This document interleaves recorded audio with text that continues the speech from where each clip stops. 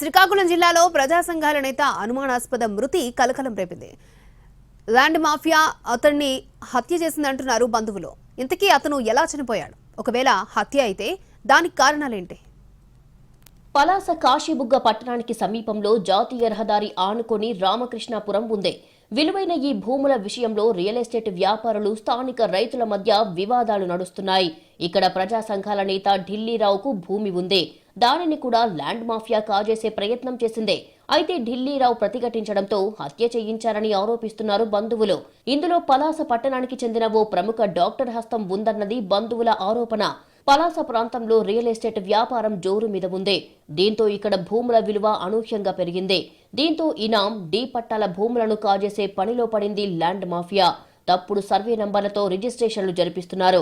Ramakrishnapuram revenue పరిధిలోని survey number 143 1B నంబర్లో గల వెంచర్పై వివాదం తలెత్తింది. దీంతో ఆ భూమిని ఆక్రమించేందుకు డాక్టర్ ప్రయత్నిస్తున్నట్టు తెలుస్తుంది. దీనిలో భాగంగా ఢిల్లీరావు భూమి చుట్టూ గల కంచెను ఇటీవల డాక్టర్ పంపిన రౌడీలు తొలగించారని చెబుతున్నారు. అలాగే ఢిల్లీరావుపై గూండాలతో దాడి చేయించారంటున్నారు. మధ్యతరగతికి చెందినటువంటి పేద మధ్యతరగతి చెందినటువంటి వ్యక్తి.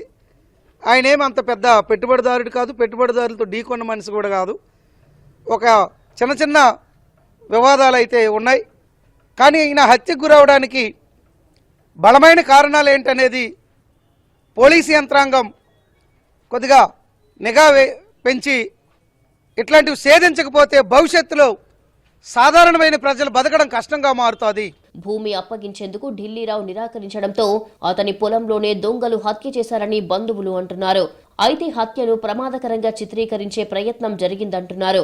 అడవి పందుల కోసం వేసిన కంచె తగిలి కరెంటు షాక్తో ఢిల్లీరావు చనిపోయినట్టు సీన్ క్రియేట్ చేశారంటున్నారు బంధువులు. అయితే పోస్టు మార్టంలో వాస్తవాలు వెలుగు చూస్తాయంటున్నారు పోలీసులు. అంటే ఇది అడవి పందులు అంటే అడవి జంతువులను వేటాడడానికి పెట్టినగా అనిపిస్తుంది. అది సుమారు ఒక 70 మీటర్స్ రేడియస్ లో ఆ వైరు కనిపించింది. అప్ టు డెడ్ బాడీ వరకు కూడా ఉంది. అయితే ఇది ఎవరు పెట్టారనేది దర్యాప్తు అవుతుంది. దర్యాప్తులో భాగంగా అది as per law taken action, బాడీకి పోస్ట్ మార్టం చేస్తున్నాం. ప్రజెంట్ అయితే ఎలక్ట్రికల్ షాక్ అనే మాకు అనిపిస్తుంది. అది ఎలక్ట్రికల్ షాక్ దానికి కారణం ఎవరనేది మాత్రం అన్వేషించి వాళ్ళ మీద చట్ట ప్రకారం చర్య తీసుకుంటాం. మొత్తానికి ప్రశాంతతకు మారుపేరైన ఉద్దానం ప్రాంతంలో ఇప్పుడు రియల్ ఎస్టేట్ మాఫియా కారణంగా దాడులు, హత్యలు జరుగుతున్నాయనే అభిప్రాయం స్థానికంగా వ్యక్తమవుతుంది.